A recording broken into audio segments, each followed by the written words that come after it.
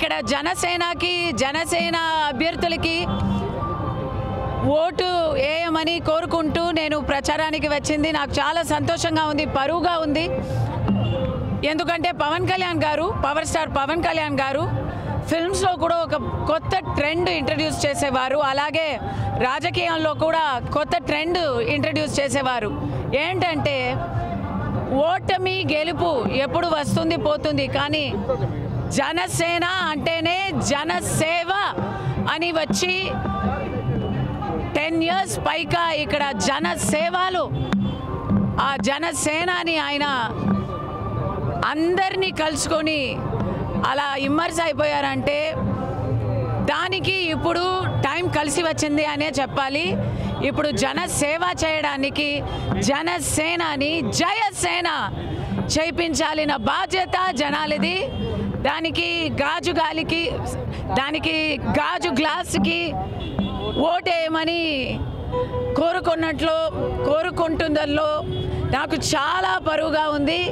అందరూ 13th తప్పకుండా vote చేయండి. ఫస్ట్ అది మాకైనా జనసేనకైనా వేరే ఎవరికైనా ఖచ్చితంగా ఓటు మాత్రం చెయ్యాలి. ఎందుకు మన ఓట్ చేయడమే వేస్ట్ అని అనుకొని చాలామంది యువకులు ఇంట్లో ఉండిపోతున్నారు, చాలామంది మహిళలు ఇంట్లో ఉండిపోతున్నారు. కాదు, ఒక్కొక్కరు ఓటు కూడా విలువైనది, ఒక్క ఓటు కూడా చాలా చాలా ముఖ్యమైనది. జనసేనకి మీరు వేసిన ఓటు ఒక్కొక్క ఓటు కూడా జనసేన గెలుపుకి, పవన్ కళ్యాణ్ గారి గెలుపుకి, ఎన్డీఏ కూటమి గెలుపుకి చాలా ముఖ్యమని మీరు అందరూ గుర్తుపట్టుకోవాలి.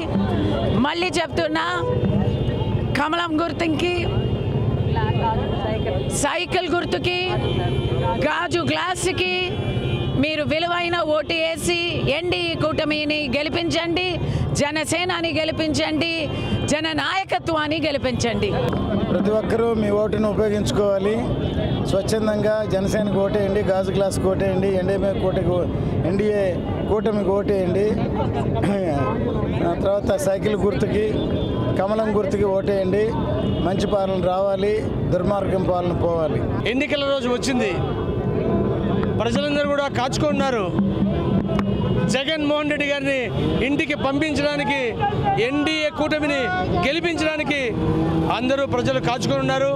మేమందరినీ కూడా రాష్ట్ర ప్రజలని, తిరుపతి ప్రజలకి తెలియజేసినట్టుగా విద్యావంతులు, యువకులు అందరూ కూడా తమ ఓటు హక్కును వినియోగించుకోవాలి.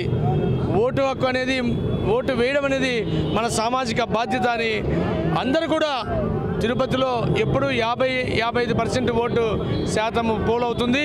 కానీ ఈసారి మాత్రం 80% నుంచి 90% వరకు ఓట్లు వేయాలని ప్రతి ఒక్క చదువుకున్న వాళ్ళు, విద్యావంతులు, వ్యాపారస్తులు ప్రతి ఒక్కరు కూడా తిరుపతిలో కాచుకున్నారు.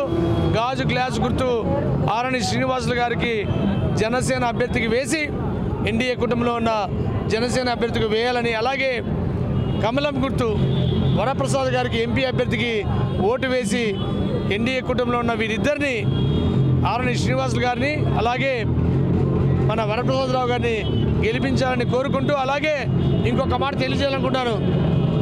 ఈ యొక్క దుర్మార్గులు ఎక్కడైతే ఈ యొక్క బూతుల దగ్గర గలాట చేస్తారనే విషయం తెలిసి మన ఎలక్షన్ కమిషన్ ఈరోజు వెబ్ కాస్టింగ్ పెట్టింది. ప్రతి ఒక్క చోట కూడా కెమెరా సూపర్విజన్లో ఎలక్షన్ జరుగుతుంది. అందరూ కూడా మీ ఓటు హక్కును వినియోగించుకొని ఎన్డీఏ అభ్యర్థులకు, ఎమ్మెల్యే అభ్యర్థికి అలాగే ఎంపీ అభ్యర్థికి ఓటు వేసి గెలిపించాలని కోరుకుంటున్నాను. జై జనసేన, జై జనసేన.